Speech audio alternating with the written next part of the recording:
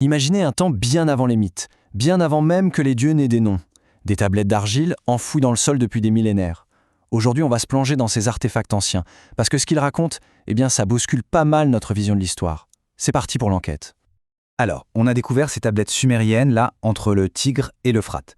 Et on pourrait s'attendre à de grands récits épiques, à des mythes incroyables. Mais non, c'est bien plus étrange que ça. Ce sont des registres administratifs, des listes, des successions, des mesures, du pur administratif. Et voilà le mystère central qui nous amène ici.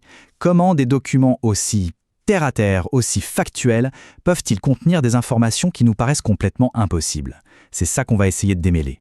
On est donc face à une contradiction fondamentale. La forme même de ces tablettes est en conflit direct avec leur contenu. Cette comparaison est vraiment parlante. D'un côté, le mythe. C'est grandiose, c'est symbolique, ça sert à faire passer un message. De l'autre côté, ce texte. Il n'y a rien de tout ça. La fameuse liste royale sumérienne ne se lit pas comme une épopée, mais plutôt comme un registre officiel. Son but n'est pas de convaincre, c'est d'informer de manière totalement brute. Et ça nous amène à un point qui est absolument crucial. Ces tablettes, ce n'étaient pas des reliques sacrées qu'on gardait dans un temple. C'étaient des outils du quotidien. On s'en servait pour la comptabilité agricole et elles étaient parfois même recyclées en briques. Ça veut donc dire que leur contenu, aussi extraordinaire soit-il, était accepté comme normal par les gens qui les lisaient. Bon, maintenant, accrochez-vous. On va plonger dans les données les plus déroutantes de ces tablettes. Les règnes des rois d'avant le déluge. Le règne d'un seul roi, 28 800 ans. Le chiffre est juste posé là, sans aucune explication, comme si c'était un fait banal.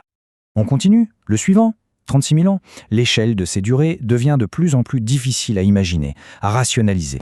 Et encore un autre, 43 200 ans.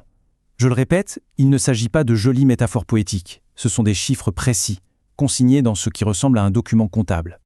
Et c'est là que ça devient encore plus troublant.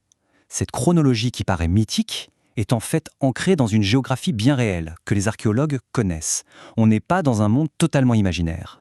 Et puis, au milieu de tout ça, il y a un événement qui va diviser cette étrange histoire en deux époques bien distinctes. La rupture est saisissante. Le déluge n'est pas présenté comme une grande catastrophe divine, mais plutôt comme une ligne de démarcation administrative.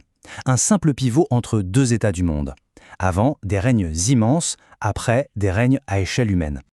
Le ton est d'une neutralité incroyable. On ne s'attarde pas sur la destruction, mais sur la conséquence. Le monde d'après le déluge est plus rapide, plus instable, bref, il est beaucoup plus proche du monde que nous connaissons. Alors, comment les chercheurs modernes essayent-ils de donner un sens à tout ça? On va explorer ensemble les principales hypothèses. Cette phrase revient constamment. Elle suggère un monde où la société était alignée sur un rythme cosmique très lent, très prévisible. Après le déluge, c'est comme si ce lien s'était affaibli et le pouvoir serait devenu plus humain, et donc plus chaotique.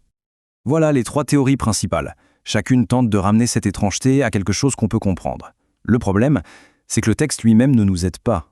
Il n'indique jamais qu'il faut le lire de manière symbolique. Il présente tout sur le même plan, comme de simples faits.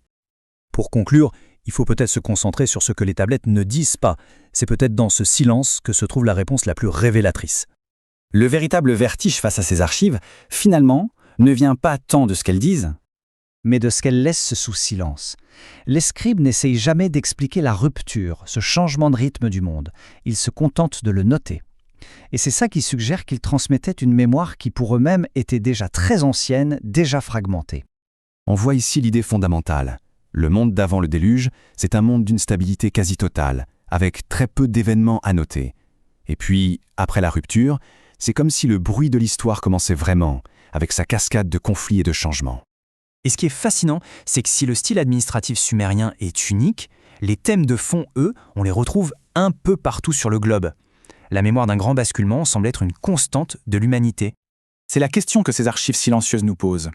Elles suggèrent que notre conception même du temps et du progrès est liée à la perte de quelque chose d'essentiel, une forme de stabilité qu'on a peut-être du mal à imaginer aujourd'hui, une pensée qui laisse songeur.